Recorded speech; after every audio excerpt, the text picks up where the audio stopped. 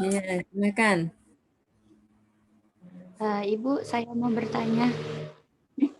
Ya, silakan, Mbak. Nama saya Fahmi Fahmi, pemakalah, Bu. Ya, Jadi, benar tidak kalau pemahaman eh, tentang ilmu dobet itu eh, jadi induknya? Ilmu dobet itu nanti membahas tentang shackle dan lain sebagainya, Bu. Jadi, shackle dan naket itu cabang dari ilmu dobet. Benar begitu bukan, Bu? ya. Terima Jadi kasih. naket. Nanti saya jelaskan lagi ya. Jadi ilmu dobet itu kan ilmunya ya. Ya, jadi secara umum dia tanda. Nanti di dalamnya kalau naket, nah, itu tandanya, gitu ya. Nah, oke. Yang sebelum saya terlalu jauh, ada yang mau tanya lagi? Saya, Bu, Silakan. nama saya Izaya Sofia. Saya mau bertanya tentang sama ibu. Kalau naklat ijab Eropa yang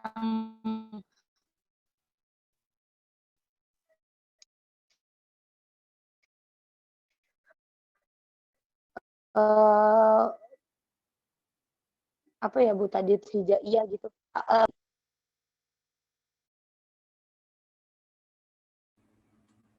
Ya, boleh diulang lagi, Mbak. Sinyal saya lagi nggak bagus ini. Baik Bu. Tentang itu Bu. Naket ijam sama naket irob ya Bu satunya. Kalau naket ijam insya Allah sudah mafhum. Kalau naket irob itu saya masih kurang paham Bu. Minta tolong dicontohkan lagi. Terima kasih. Dan dijelaskan lagi. Oke. Yang lain lagi ada? Ibu, saya izin bertanya. Ya. Sebenarnya kemarin sudah mempelajari ilmu Rosm Usmani, Bu. Tapi saya masih bingung kenapa Hamzah itu masuknya ke dalam Rosm Usmani, bukan tanda baca atau apa dobet gitu, Bu. Oke. Ada Terima kasih. lagi? Silakan. Pertanyaan saya sama seperti Hilyatul Zakiyah, Bu. Siapa? Syifa? Lailatul Syifa? Iya, Atau Bu. siapa tadi? Iya, Bu, Lailatul Oke. Syifa. Ya, baik. Masih ada lagi? Ibu saya, Bu. Ya. Silakan. Nama saya Fadila Ulum. Mau bertanya yang di Maisuro halaman 364, Bu. Tentang Ya. Naqlul I'jam. Itu di sini tuh seperti ini, Bu. Cara untuk membedakan bentuk huruf-huruf ini dilakukan dengan cara tidak membubuhkan titik gitu Bu, atau menempatkan satu atau dua titik di atas atau di bawah. Itu maksudnya gimana Bu? Tidak membubuhkan titik itu. Oke. Ya, Baik. terima kasih Bu. Masih ada lagi?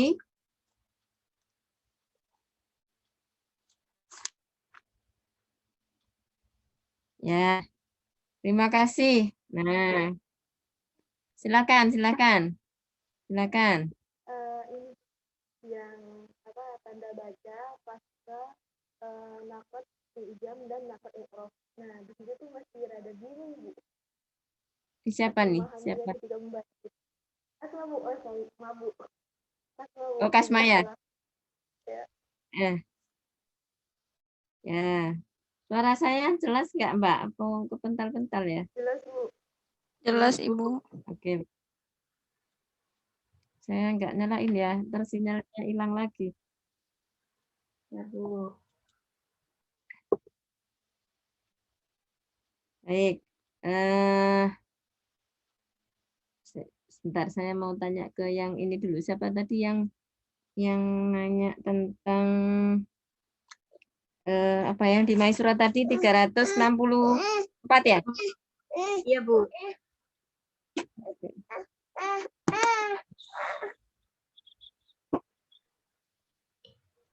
Oke, baik. Sebelum kita ke sana, saya ini share screen ya.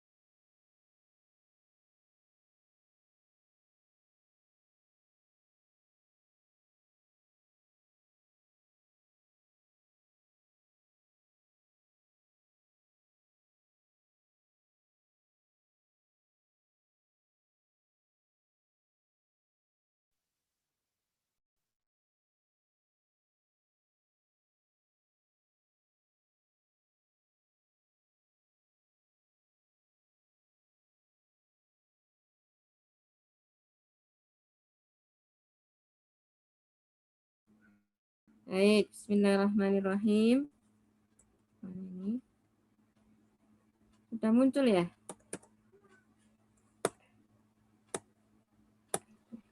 Sudah, Bu. Sudah, Ibu. Oke, tadi sudah dijelaskan ya tentang obat, pengertiannya sudah tadi ya.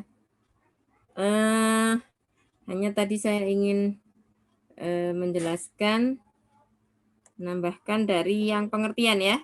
Tadi memang kalau secara lugawi itu bulughul ghayati fi hifdzi syai'i gitu ya. Jadi sampai tujuan di dalam menjaga, artinya berarti dapat itu adalah menjaga sesuatu sampai pada tujuan dalam penjagaan itu, artinya berarti menjaga sesuatu secara total ya, secara maksimal sampai sempurna, kira-kira gitu ya. Nah, dijaga betul. Nah, ya, dapat ya. Nah, kemudian menurut istilah tadi itu ya, tanda-tanda khusus yang digunakan untuk menunjukkan bunyi. Ya, jadi dobet ini lebih kepada ini tadi bunyi baik apakah itu harokat ya. Kalau misalnya kalau sebut harokat tuh fathah, kasroh, dhamma, sukun, tanwin, mat, tasydid dan yang semisalnya. Misalnya imalah, tashil, dan seterusnya. Gitu ya. Nah, dobet ini satu sinonim dengan syakel. Nah, kalau naket itu salah satu bentuk dari tandanya gitu, Mbak. Nah, jadi makanya kalau ini kita kembali kepada bahwa dulu itu harokat pun ditandai dengan titik. Kemudian pembeda antara ba, ta, sa, zim, ha, ho itu juga dengan titik. Ya, antara ya dengan nun itu juga dengan titik gitu. Nah, sehingga itu sebutnya naket ya. Naket itu artinya nuktoh. Nuktoh itu titik. Nah, terus dulu nak membedakannya bagaimana? Nah, nanti itu minggu depan itu pembahasannya ya. Dari segi sejarahnya. Oke, makanya kalau di sini kita fokus pada kan disebutnya, makanya dobet itu sinonimnya dengan syakel. Ya, tapi diartikan syakal kitab ajamawi sama saja, memberi syakal berarti memberi titik ya, askalahu. Jadi memberi syakal berarti menghilangkan kemuskilannya, kira-kira gitu ya. Jadi dengan adanya tanda itu, jadi kita bisa tahu bunyinya huruf itu apa, gitu kan? Apakah dia fathah, kasroh, nah, dhamma dan seterusnya. Jadi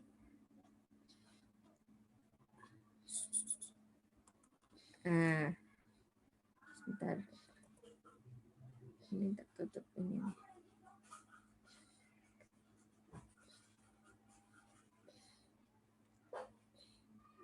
Ya, keterkaitan antara kedua makna tersebut sangat luas karena masing-masing mengandung proses menghilangkan kemuskilan. Nah, nanti kita akan lihat juga itu di kitabnya ya.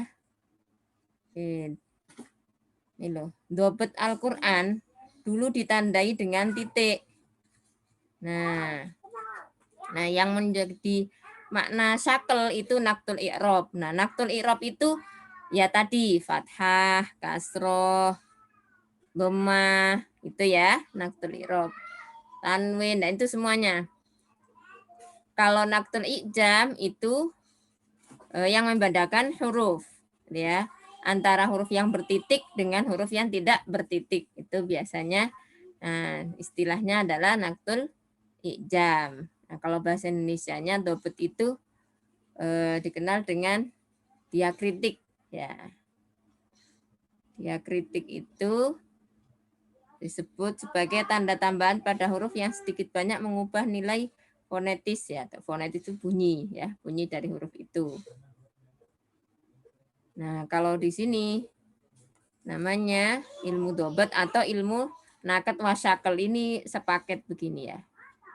Nah, dobet itu tanda, nah, meliputi nakat dan syakel gitu. Tadi sudah urgensinya sudah tadi banyak dijelaskan ya oleh teman kita yang sudah presentasi tadi. Artinya sebenarnya tanda itu sendiri sudah ada, ya, sudah dikenal, tetapi kenapa tidak dibubuhkan? Nah, ini ada kekhawatiran bahwa tanda-tanda tersebut adalah bagian dari rosem, itu penelitiannya seperti itu. Tapi nanti kita akan lihat lebih dalam lagi di dalam sejarah itu, dulu itu juga memang surat-surat itu tidak ada tandanya, ya, tidak ada titik kok. Untuk harokat dan ininya juga nggak ada, gitu ya.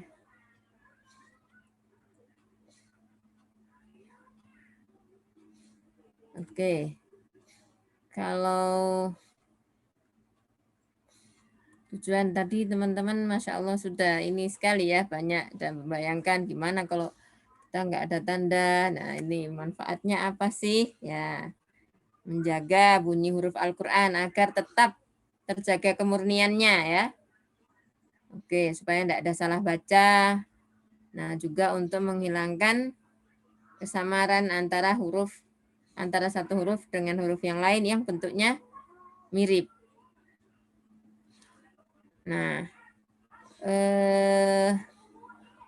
kemudian di sini ada juga tentang perbedaan antara rosem dan dobet. Ya, rosem itu batang tubuhnya, sedangkan dobet, ya, ini sifatnya ya.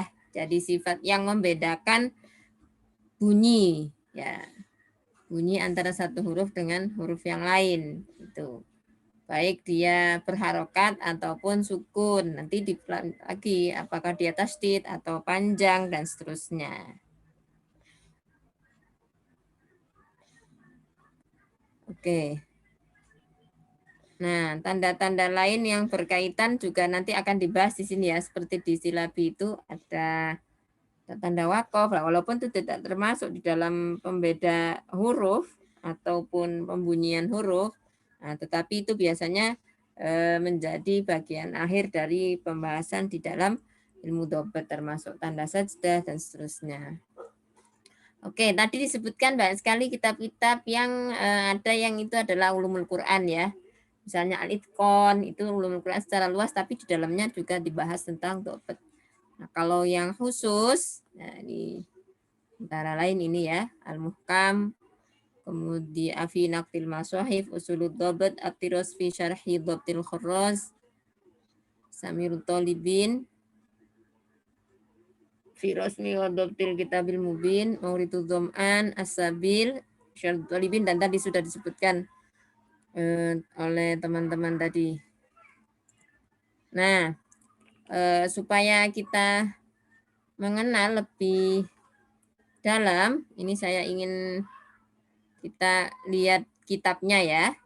Nah, oke, yang teman-teman sudah sudah dibaca ya. Kalau pengen punya bisa menghubungi Mbak Iha. Nah, itu ada di Ikipres, ada stoknya banyak. Atau kalau mau buka PDF-nya silahkan. Ini saya bukain dulu sebentar. Gimana ini? Yes. Nah.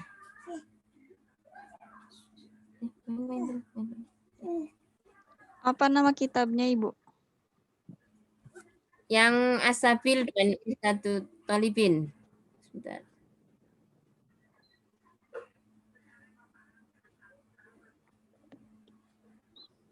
Oke. Dengan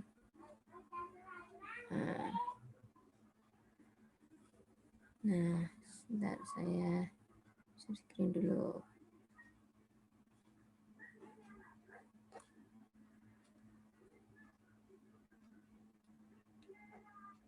Oke ya, bisa kita ke sini dulu ya.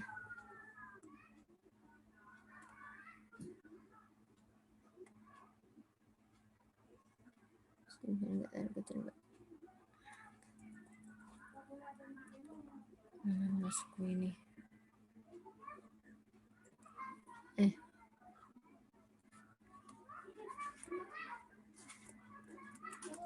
Nah. Oke, jadi di sini kita belajar tentang khotimah ilmu dobet. Ya, jadi sebelum kita masuk pada materinya, kita mesti mengenal apa sih dobet, syakel, dan naket. Nah, nih. Dobet seperti tadi ya, bulughul ghayati fi hifdzi syai'i.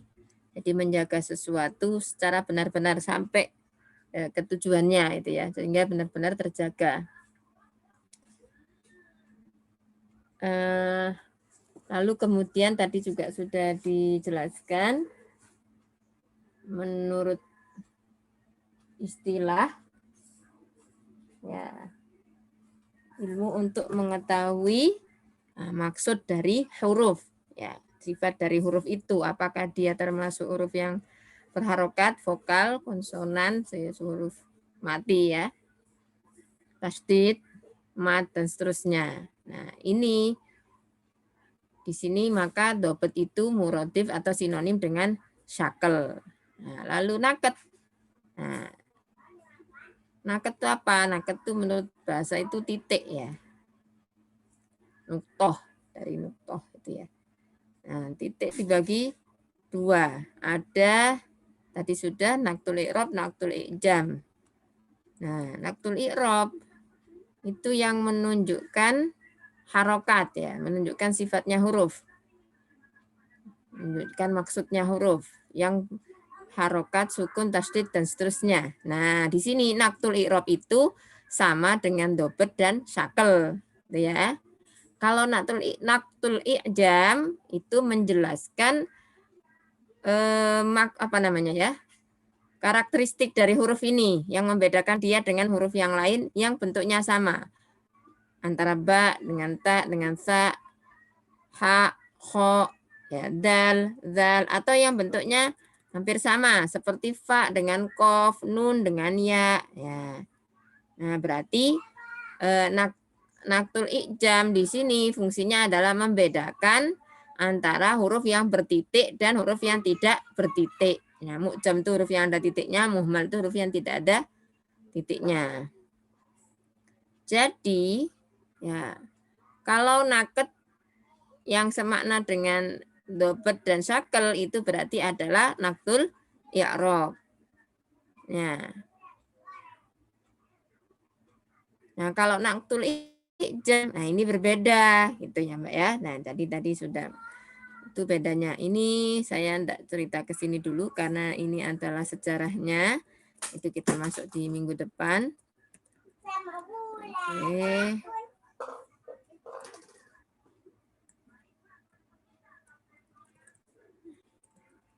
Oke, sebelum ke bawah, nah, kita masuk ke sini dulu. Nah, kita lihat yang di sini. Sebelum ke perbedaannya. Ini irsyadut thalibin. Sama tadi ya. Pengertian, lalu naket ada 2. Nah, kalau di sini naktul i'rab adalah tanda yang menunjukkan maksud dari huruf itu, yang berupa bunyinya, apakah dia vokal atau konsonan. Ya, kalau di bahasa Indonesia kan adanya antara vokal dan konsonan, tetapi kalau di bacaan Al-Quran itu kan ada tasdid, bahasa Arab itu ada tasdid, ada dibaca panjang, ada tasil dan seterusnya. Ya, itu naktul i'rab. Sudah.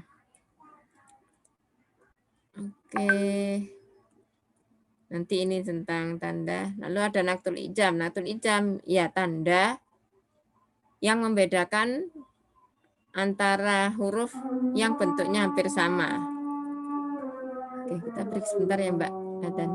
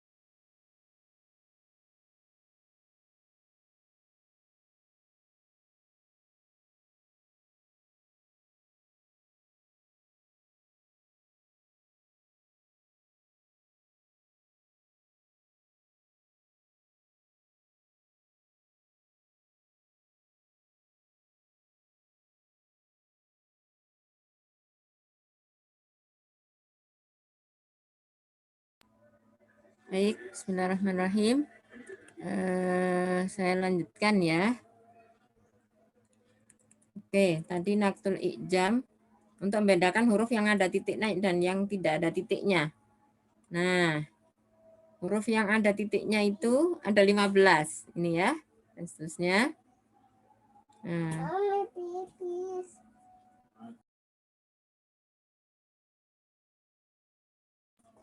Nah, ada 15. Terakhir di sini ya. Ini katanya huruf ada titiknya kok, tapi kok nggak ada titiknya ya. Nanti ini ada kebijakannya ya dalam pemberian titik pada ya itu. Nggak dikasih titik, ada ya huruf yang tidak diberi titik itu pada 5 tempat ya. Yang pertama apabila berada di akhir seperti ini. Apabila dia menjadi suratul hamzah. Apabila dia menjadi ganti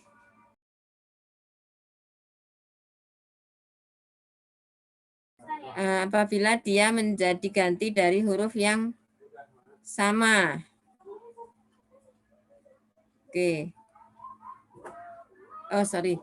Apabila dia menjadi ganti dari huruf, baik berada di tengah atau mutatorifah atau di akhir. Nah, ini kalau ini suratul hamzah li Allah. Nah, kalau atau ya-nya itu adalah bukan asli tapi gantian dari alif. Seperti hudahum, ini kalau di tengah. Atau tahwa, ini yang di akhir. Dia ini kan bentuknya ya, tapi pada hakikatnya dia itu adalah alif. Jadi bentuk ya ini menggantikan alif. Kalau di Rosem itu bab ibdal. Oke, yang keempat, apabila ya-nya itu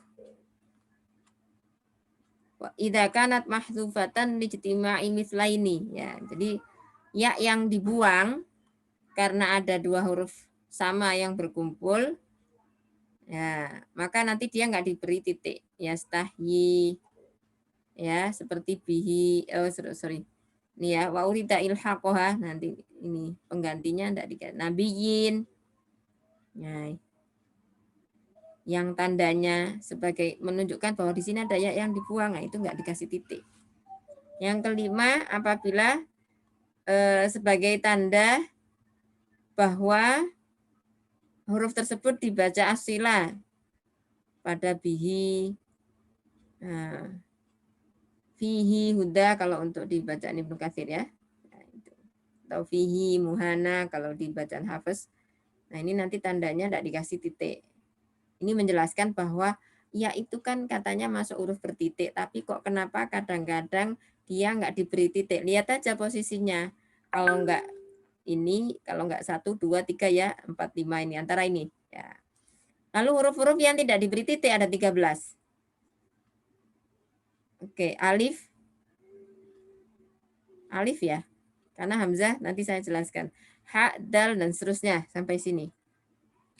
Oke, kenapa kemudian hamzah itu tidak kok dia masuknya di bab Rosem? Nah, secara bacaan hamzah itu ada. Secara tulisan kan kita sudah belajar di bab hamzah bahwa hamzah kadang ditulis dengan alif, kadang ditulis dengan waw, kadang ditulis dengan ya, kan begitu. Kadang tidak tertulis atau bitunis surah. Nah, itu. Sehingga yang kecil ini, kepala ain kecil, nah, ini adalah penanda hamzah yang biasanya dia nggak sendirian kan, kecuali kalau berada di akhir.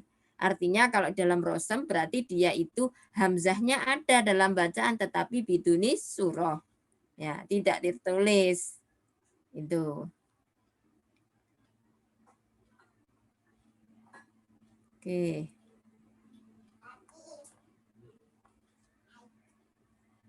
Ini masih sejarah. Oke. Wa maudu'uhu, ya, objek kajian dalam ilmu dhabt itu adalah tanda-tanda yang menunjukkan maksud dari huruf. Ya, apakah itu harokat, diberi harokat atau tidak, terus tempatnya, warnanya, dan seterusnya. Ya, itu objek kajian di dalam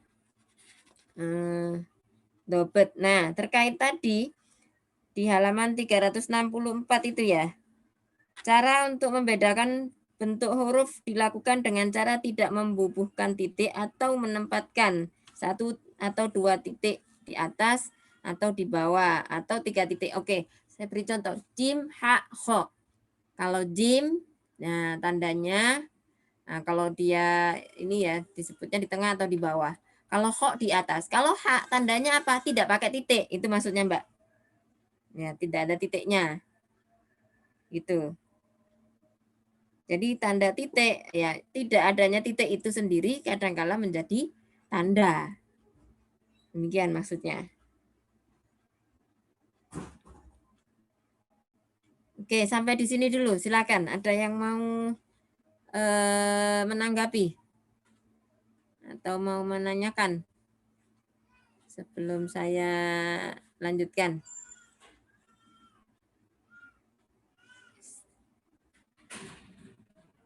Sudah jelas atau masih bingung tadi tentang hamzah, kemudian tentang ada titik atau enggak ada titik?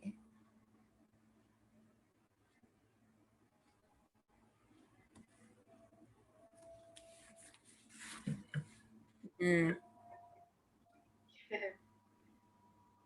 Baik. Saya lanjutkan ya. Bu. Iya, Bu. Ya, nanti kalau ada yang mau tanya langsung aja, nggak apa-apa, silakan.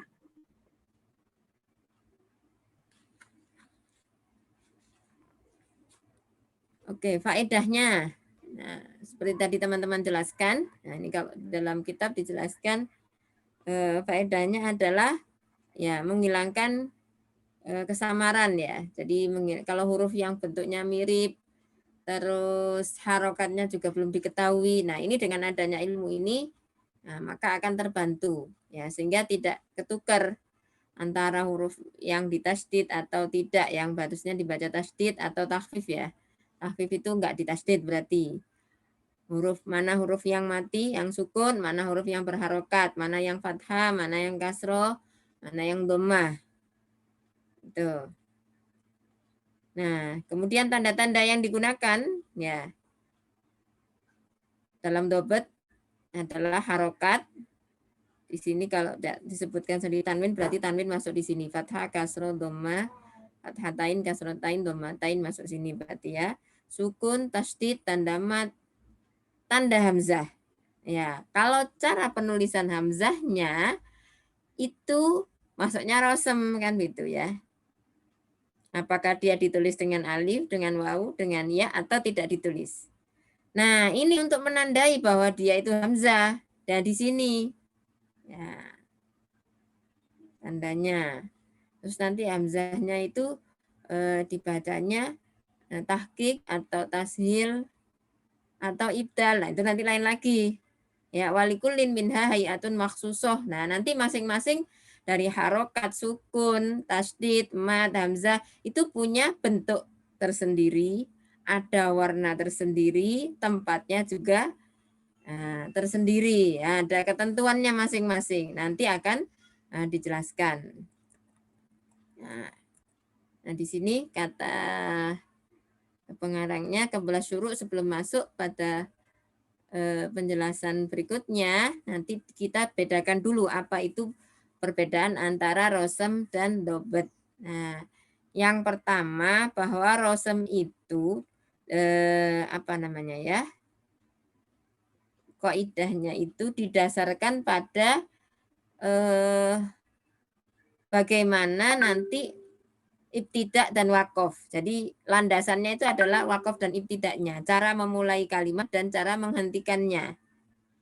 Oleh karena itu, hamzah wasolnya lafadz Allah ini ditetapkan. Ini kan nggak dibaca. Kalau Rasulullah ini kan tidak dibaca. Tapi kenapa hamzahnya itu ada?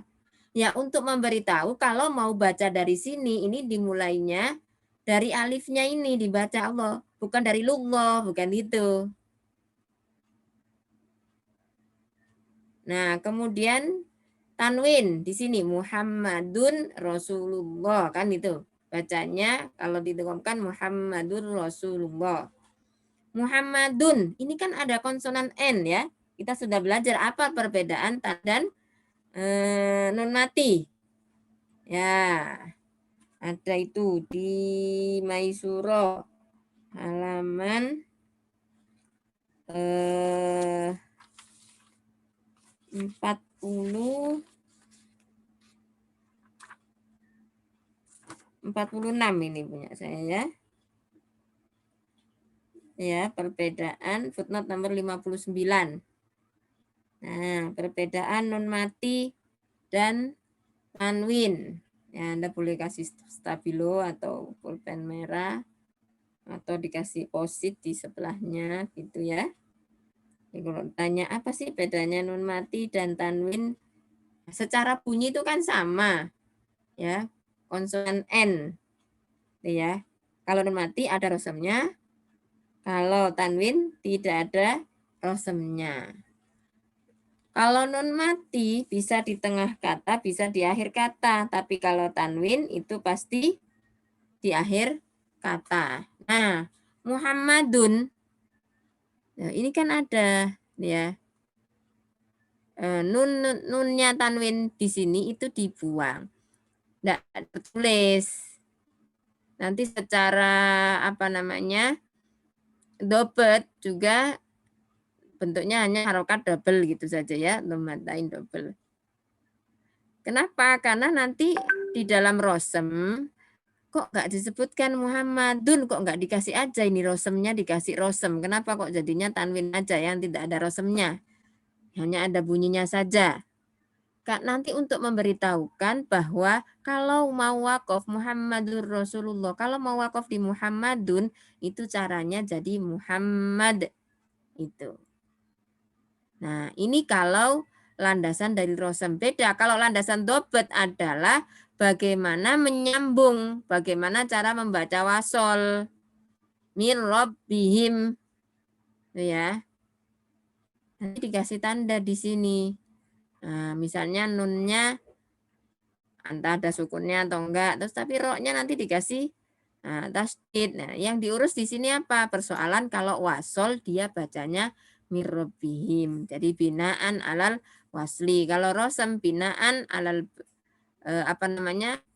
Alal bad'i wal wakfi. Jadi didasarkan pada wakaf ibtidaknya. Tapi kalau dobet itu didasarkan pada wasolnya.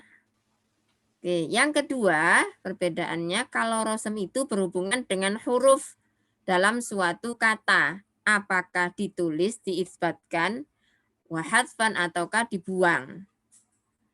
Nah, kalau dobet, ya, kalau dobet itu yang apa namanya pembahasannya ada berkaitan dengan sifat-sifat dari huruf itu. Sifatnya yang berupa harokat, sukun, atau tasdid dan lainnya. Agak bingung juga sih ya. Jadi bunyilah kalau kita lebih gampangnya, kalau boleh saya sederhanakan, kalau rosem itu berkaitan dengan tulisannya, apakah hurufnya itu ditulis atau tidak. Kalau dobet itu berkait dengan bunyinya. Kira-kira begitu secara sederhana. Ini sudah masuk pada bab ini ya. Nah, kalau di sini nanti ada lagi contohnya. Oke, sama ini Mbak ya. Perbedaan juga dibahas di sini. Muhammadur Rasulullah di ayatan. Nah, ini tulisannya Muhammadun. Ini ada bunyi nun seperti saya jelaskan tadi ya. Jadi wakofnya itu kalau wakof di sini adalah pada dal. Kalau mau tidak pada lafzul jalalah itu tidak ngikut dari huruf sebelumnya tapi dari alifnya ini bacanya. Oke. Baik, ini masih secara umum ya. Jadi dobet itu semuanya didasarkan pada bagaimana mewasolkan satu kata dengan kata sudahnya. Kecuali untuk lafat-lafat atau kondisi-kondisi tertentu yang dikecualikan oleh ulama dobet. Oleh karenanya, ya, walihada oleh karenanya dobetnya rohmah, ya, ta'u rohmah wa nunun min wad'idobtiha alal mim warra' fi nahwi hadha rahmatum mir rabbi.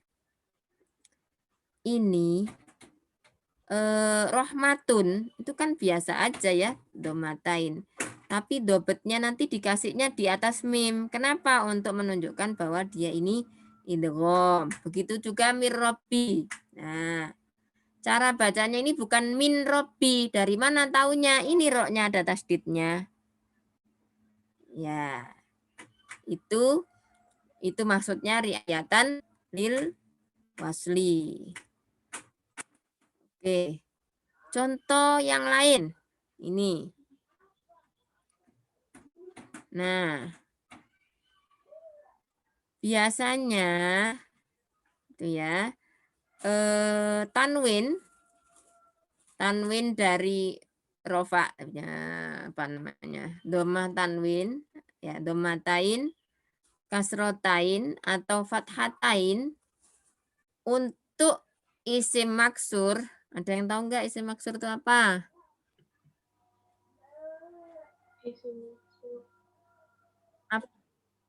Apa isim maksur? Isim maksur itu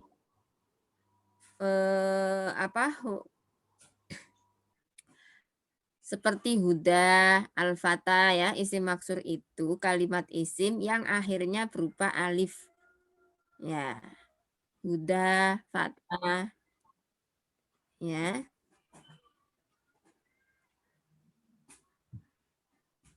Oke, au maktuman ya ini ya, huda atau yang berupa tak taknis. Nah,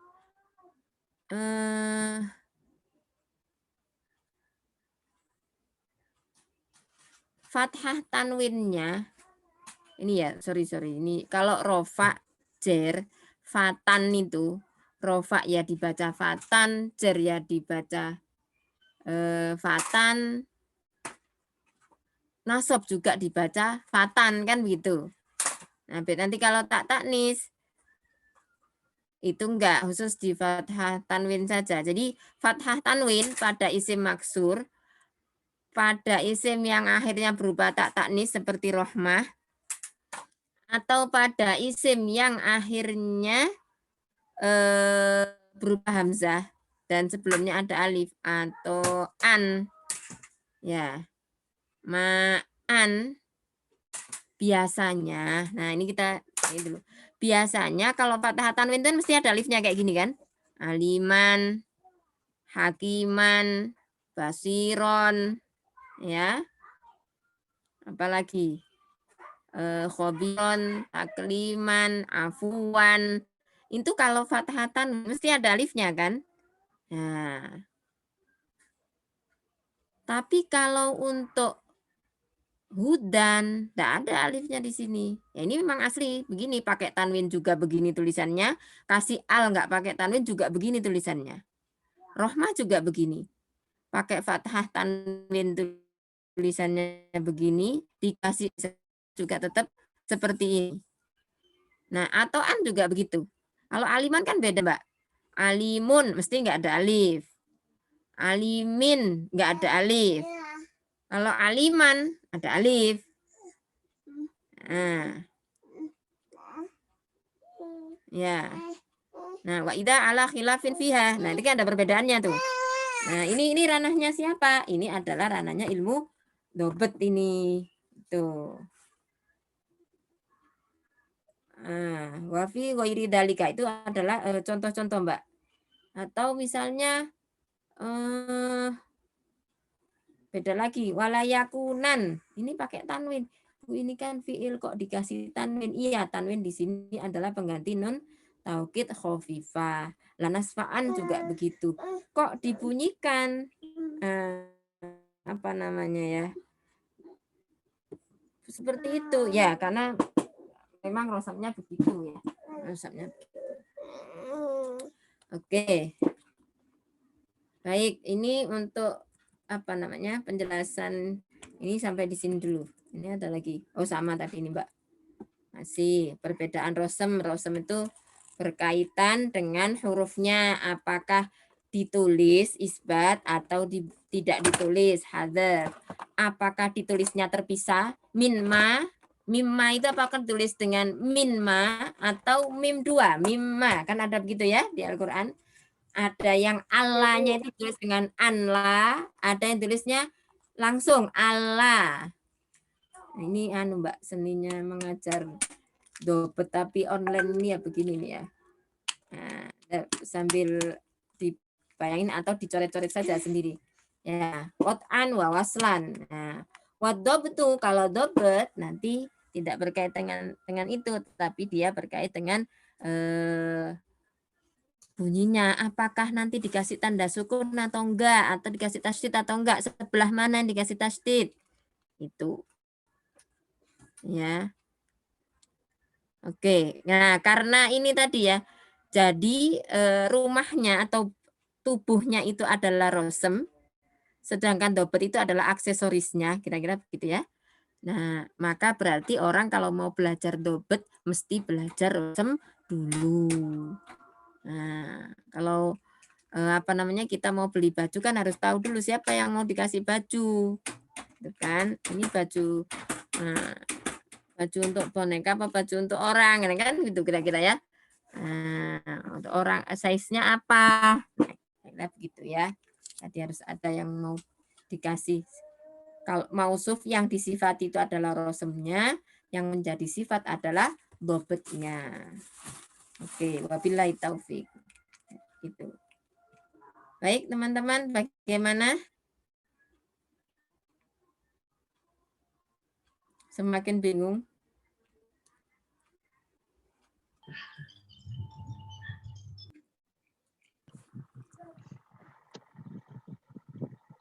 Ada Gimana? pertanyaan Semakin bingung? Ibu di kolom chat, Bu.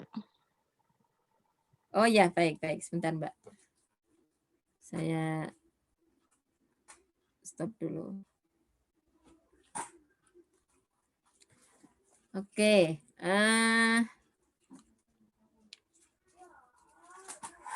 Tanda baca pasca naktul i'rab. Oke, menimbulkan kerumitan. Oh ya, itu minggu depan nanti ya saya tunjukkan contohnya, Mbak. Jadi dulu itu banyak titik. Ya, bayangin aja. Fathah tandanya titik, bak juga tandanya titik. Kalau bak titiknya kan di bawah satu.